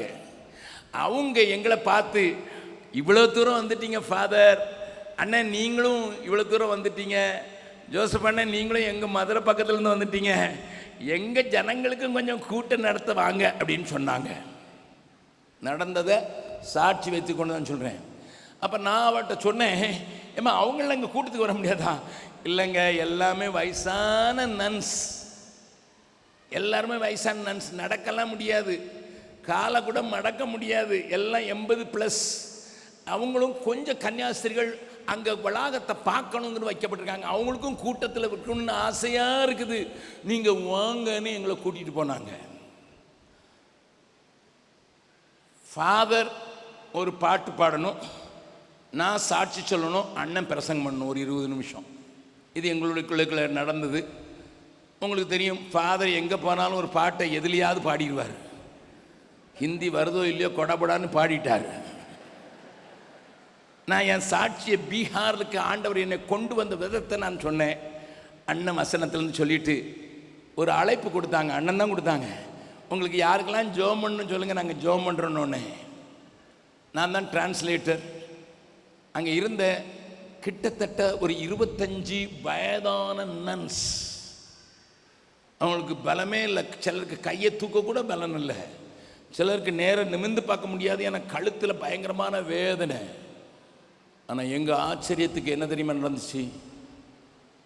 Not a single nun, not a single nun asked us to pray for their healings. No. ஒருத்தர் எங்கள் சுகத்துக்கு ஜெபம் பண்ணுங்கன்னு கேட்கவே இல்லை. என்னை அதிர்ச்சிக்குள்ளாக்கின சம்பவம், even though it happened in the Roman Catholic Church and nunnery, I am still couldn't digest that. என்ன சொன்னாங்க தெரியுமா? ஐயா, நான் இயேசு போல மாற முடியாது, எனக்கு அடிக்கடி கோபம் வருது, அது போகணும்னு ஜெபம் பண்ணுங்க ஐயா, எனக்கு பொறுமை வேணும்னு ஜெபம் பண்ணுங்க ஐயா, நான் இயேசு மாதிரி பேசணும் ஐயா, இயேசு மாதிரி பேசினாதான் இங்கே இருக்கிற முரட்டாட்டமான ஜனங்கள் அவரை என்னிலே காண்பார்கள். நமக்கு சுகமளிக்கிற கூட்டம்னா அள்ளி படித்து போயிடுறது. உனக்கு போன வாரம் முதுகு வலி இருந்தது, இந்த வாரம் வயிற்று வலி வரும், அதுக்கு பிறகு முட்டு வலி வரும். ஒரு கேரண்டி இல்லை, ஏன்னா மண்ணிலிருந்து எடுக்கப்பட்டது. உங்கள் ஊரில் கொஞ்சம் பேர் சொல்லிக்கிட்டு இருக்கான் சாவ மாட்டான்னு, அவன் இருந்துட்டு போகிறான். முட்டு வலியோட சாக மாட்டேன். நம்ம ஊரில் சாக மாட்டேன்னு ஏதாவது கிளஞ்சு சொல்லிச்சுன்னா, இடத்தை காலி பண்ணு, 6 அடி நிலத்தை ஏம நீ பூமியில் வச்சிரு, கட்டில காலி பண்ணு நம்ம சொல்கிற ஆட்கள். இப்போ சிலர் பிரசங்கம் மறிக்க மாட்டேன், அவன் சொன்னவன் காணும், ஆளை காணும், மறிச்சாச்சு. கேட்டால் புது ரெவலேஷனா, இவனுக்கு மட்டும் புதுசாக வந்துட்டான், வேதத்தில் இல்லாது. மறித்தாலும் பிழைப்பான்னு சொல்லியிருக்க வார்த்தையை வச்சுக்கிட்டு மறிக்க மாட்டேன்னு சொல்லிக்கிட்டு இருக்கான். ஆனால் தேவனுக்காக பணி செய்து தங்களுடைய உடம்பை வருத்த அந்த தேவனுக்கு ஒப்பு கொடுத்த அந்த மக்களுக்கு சத்தியம் முழுவதும் தெரியாது, விளக்கமில்லை. நான் உள்ள ஒரு வாஞ்சை, நாங்கள் இயேசுவை போல பேச வேண்டும். ஒரு அம்மா சொல்லிச்சு, நான் பார்வையிலே இயேசு மாதிரி பார்த்தா பேதுருவே அழுதுட்டார, நான் பார்த்து என் கண்ணில் இயேசுவின் ஒளி வந்துட்டுனா பாவிகள் அவரிடத்தில் மனம் திரும்புவாங்க, அதுக்காக ஜெபம் பண்ணுங்க. My dear people, கிறிஸ்துவின் நிமித்தம் வரும் துன்பத்தை அனுபவிப்பதை தெரிந்து கொண்டு, where we are today,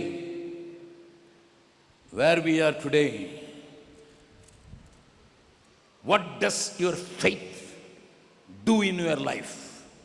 உங்கள் வாழ்க்கையில் நீங்கள் இருக்கிற விசுவாசம் உங்களை என்ன செஞ்சிருக்குது? விசுவாசத்தினாலே அப்படி நடந்தது இது நடந்ததுன்னு சொல்கிற சாட்சிகள் நமக்கு ரொம்ப சந்தோஷத்தையும் மகிழ்ச்சியும் கொடுக்கலாம். இந்த ராத்திரி வேளையில் தேவன் உங்களை பார்த்து கேட்கிறார், விசுவாசத்தை இந்த வெளிச்சத்தில் பா. ஒரு பெரிய தேவை நிறைந்த தேசம் உனக்கு முன்னதாக விரித்து வைக்கப்பட்டிருக்கிறது. என் ஆசையும் என் ஏக்கமும் என்னுடைய காரியமும் இன்னும் ஆசீர்வாதம், இன்னும் ஆசீர்வாதம் அதில் இருக்கிறதா? இல்லை. என் கிறிஸ்துவுக்காக பாட அனுபவிப்பதற்கும், எந்த பாடுகளுக்கு சென்று இந்த கிறிஸ்துவை இந்த உலகத்துக்கு கொண்டு வருவதற்கும் நான் ஆயத்தம் என்று சொல்லுகிறதற்கு உன் இருதயம் இடம் கொடுக்கிறதா? யோசித்துப்பா. என்னை கேட்கிற அருமையானவர்களே, இந்த பிரசங்கத்தை நான் ஆரம்பித்தேன், இது 7 நாள் நடந்திருந்தால் முடித்திருப்பேன். ஆனால் 3 நாள் தான் என்பதினாலே நான் இவ்வளவு தூரம் தான் உங்களை கொண்டு வர முடிந்தது. இன்றைக்கு ஆண்டவர் இந்த 3 நாள் கூட்டத்தில் கிறிஸ்துவின் நிமித்தம், அந்த வசனத்தை மறுபடியும் வாசிக்கலாம். எபிரேயர் 11வது அதிகாரத்தில் 26வது வசனத்தை மறுபடியும் வாசிக்கலாம். இனி வரும் பலன் மேல் நோக்கமாயிருந்து எகிப்தில் உள்ள பொக்கிஷங்களிலும் கிறிஸ்துவின் நிமித்தம் வரும் நிந்தையை அதிக பாக்கியம் என்று எண்ணினான். அதனால என்ன செஞ்சானா?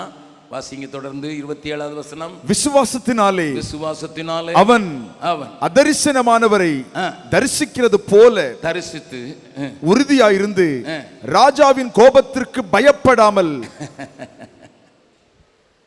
அப்பா அம்மா பயப்படல ராஜாவின் கட்டளைக்கு. இப்போ அப்பாவுக்கு பிள்ளை தப்பாம பிறந்திருக்குது. ஆனா எலிமெண்ட் என்ன தெரியுமா? அப்பா அம்மா ராஜாவின் கட்டளைக்கு பயப்படல. மோசையும் பொறுத்திருக்கு ராஜாவின் கோபத்திற்கு பயப்பட. கைப்பிடிச்சுங்க. நீ கட்டளைக்கு பகைந்தா நீ ராஜாவின் கோபத்துக்கு பயப்படுவ. இப்ப நான் ஒண்ணு கேட்கிறேன், உங்க பிள்ளைக்கு என்னத்தை கடத்தி இருக்கீங்க? கேளுங்க கேளுங்க கேளுங்க. உங்க பிள்ளைக்கு என்னத்தை கடத்தி இருக்கீங்க? பிரதர், எனக்கு 2 வீடு தான் இருக்குது, 3 பிள்ளை பிறந்துச்சு, 3வது நாங்கள் டிஎன்சி செய்து அழிக்கணும்னு பார்த்தா வந்துட்டு, இப்போ எனக்கும் ரிட்டையர்ட் ஆக போகுது, 2 வீடு தான் கட்டியிருக்கேன், பென்ஷன் பணத்தில் அதுக்கும் ஒரு வீடை கட்டி என் பிள்ளைக்கு வீட்டை வச்சுட்டு போகிறேன். சோத்துரும்.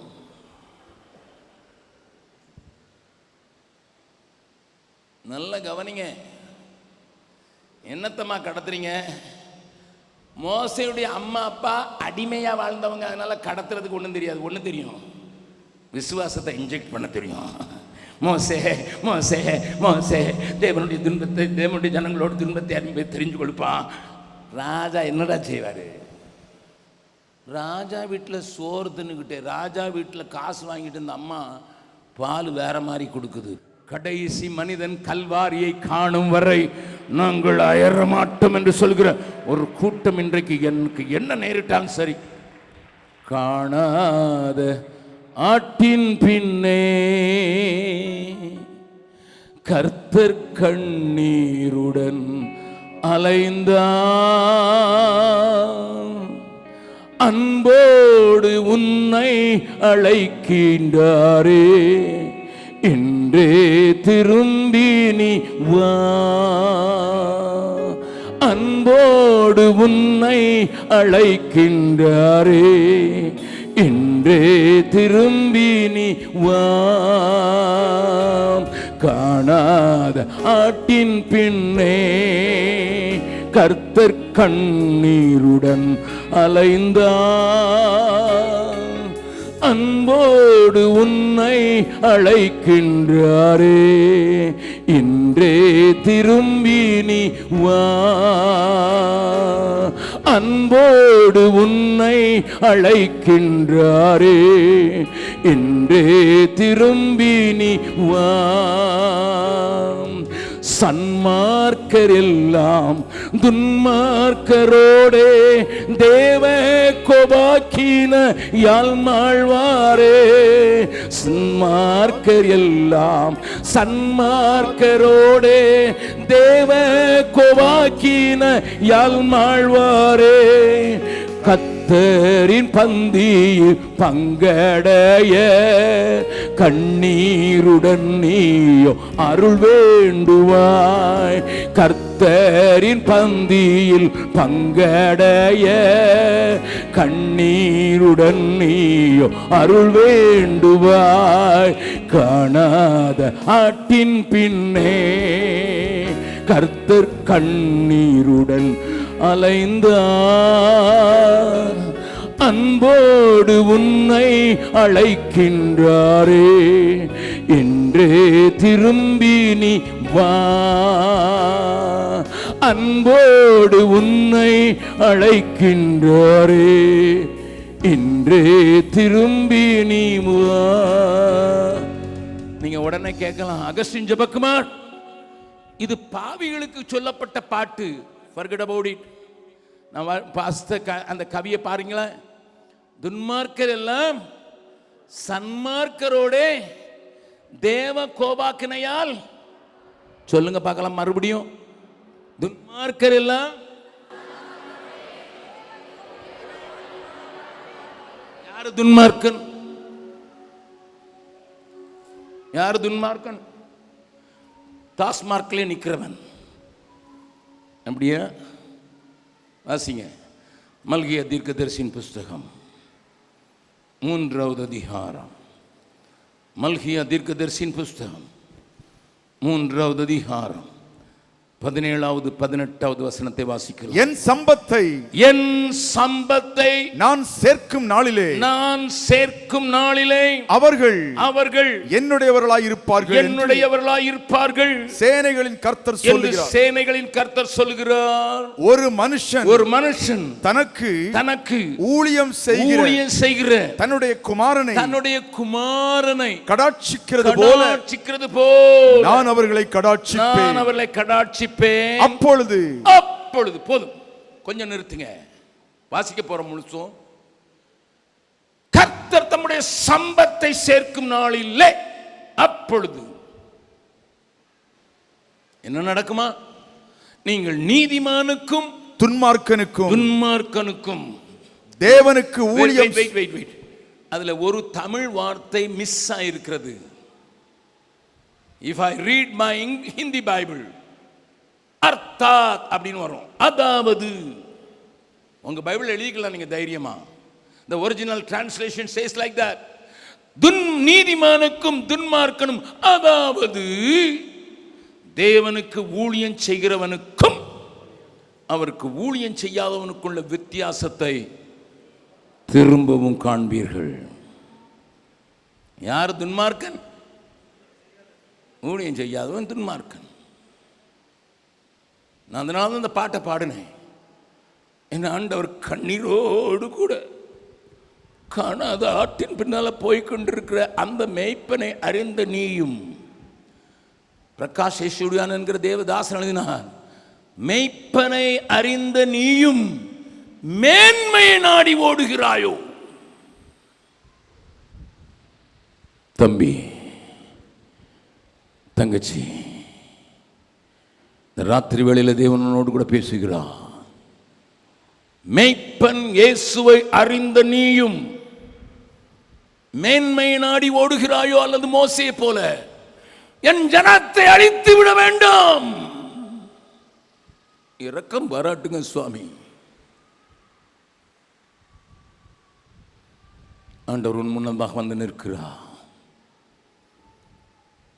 துன்மார்க்கனுக்கும் நீதிமானுக்குள்ள வித்தியாசத்தை காண்பிக்கிற என்னுடைய நாள் வரும்போது, என்னுடைய விலையேற பெற்ற பொக்கிஷத்தை நான் முதலாவது எடுத்துக்கொள்ள ஒரு நாள், அன்னைக்கு நாங்கள் வித்தியாசத்தை பார்க்க போகிறாய். இந்த கூட்டத்திலேயே நான் வந்து, நீ எனக்கே உரியவன், நீ எனக்கே உரியவள், என்னை கண்ணீரோடு கூட தொலைந்து போன, தவறி போன, தப்பிப்போன ஆடுகளை தேடுகிற என்னுடைய முகத்தை பார். எனக்காய் பேசிட நாவு வேண்டும், என்னை போல் அலைந்திட கால்கள் வேண்டும், என்னில் அன்பு கூற ஆட்கள் வேண்டும் என்று எமில் ஜெபசிங் அவர்களுடைய பாடலை சகோதரிகள் பாடினது உங்களுக்கு விளங்கிற்றோ விளங்கவில்லையோ? But now the same Lord has come down, standing before you. உனக்கு முன்னால் நின்று கொண்டு இந்த கேள்வியை கேட்க விரும்புகிறார். எல்லாரும் கண்களை மூடலாம். யாரும் இந்த நேரத்தில் இங்கே எங்கே மற்றவங்களை டிஸ்டர்ப் பண்ணிடக்கூடாது.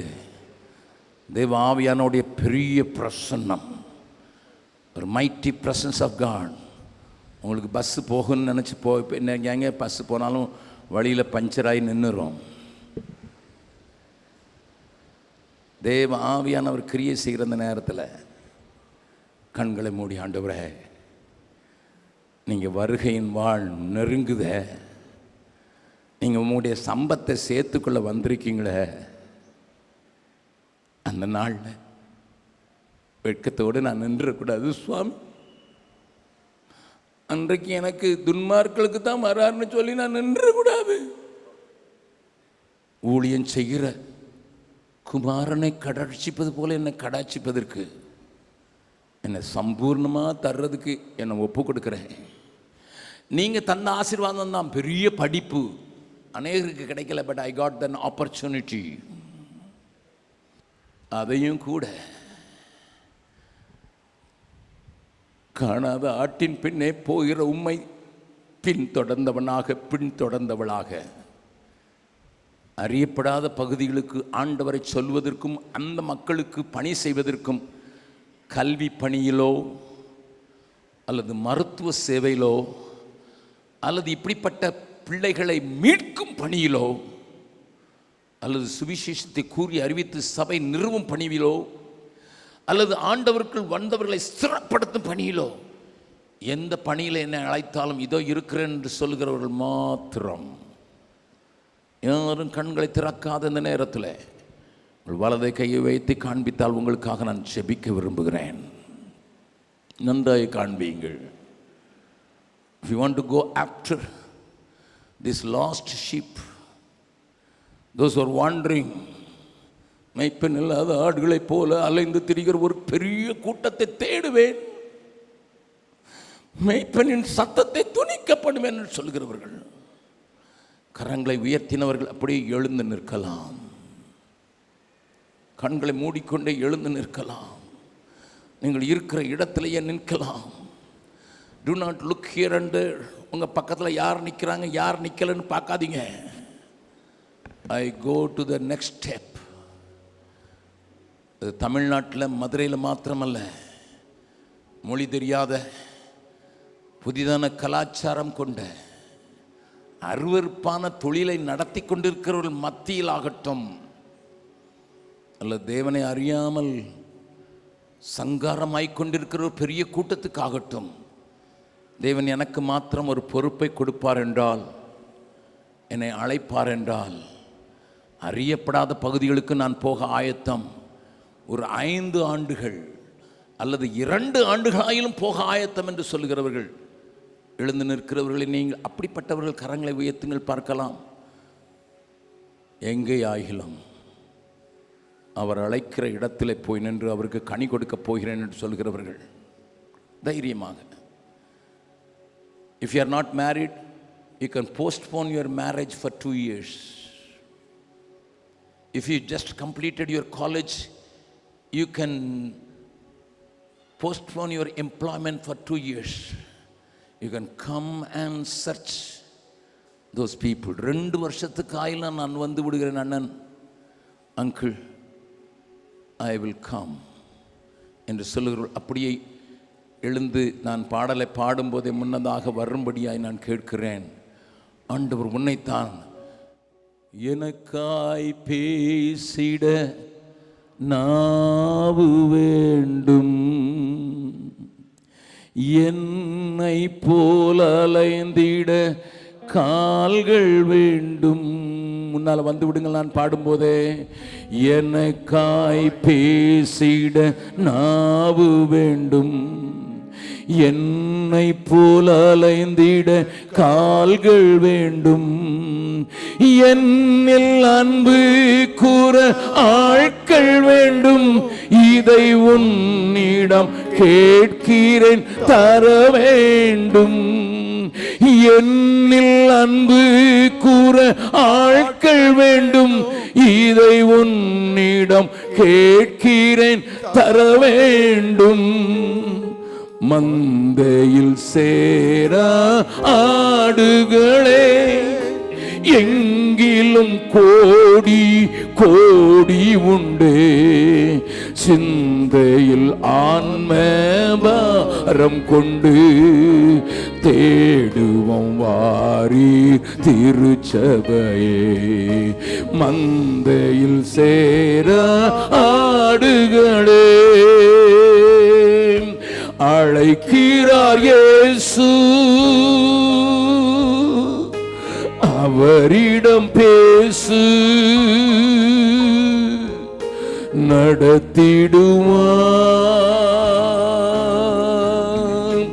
அழைக்கிறார் இயேசு, அவரிடம் பேசு, நடத்திடுவார்.